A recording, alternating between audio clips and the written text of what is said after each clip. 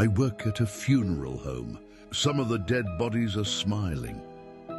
For the past 2 years, I've been working as a mortician at a funeral home in a small town.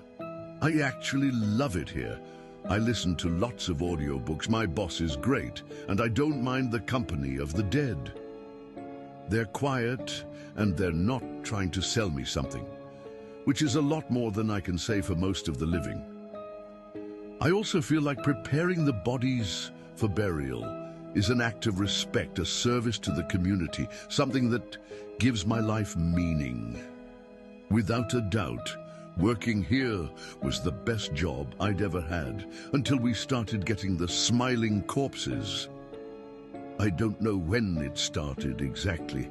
3 weeks ago, I think, although time has been passing strangely since it all began. When it started, of course, not all the bodies were smiling. It was just 1 or 2. Then we started getting more and more of them, and everything began to spiral out of control. To be clear, yes, I know that sometimes the deceased appear to be smiling slightly.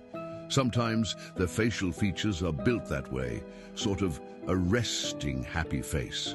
Sometimes we even turn their lips up a little to make their faces seem more familiar, more alive, instead of the cold mask of death. But these bodies weren't smiling slightly. No, they were full-on grins, stretching dead skin to the corners of their mouths. They were grotesque.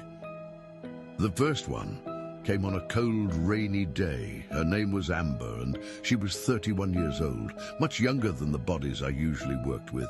She died of a sudden blood clot. As much as I liked my job, I hated dealing with the younger ones. Before I even unzipped the body bag, I was imagining the small children she may have left behind, the aging parents grieving their daughter, the friends and family mourning a life gone too soon. I extinguished the thoughts and got to work. I turned on the light, rolled the steel bed a little closer to me, and reached for the body bag's zipper. But when I unzipped her, I froze. She was smiling. Her lips were pressed tightly together, covering her teeth, and the corners of her mouth sharply curved upwards. An expression like that wouldn't just require you to move your facial muscles, it would require you to hold them like that.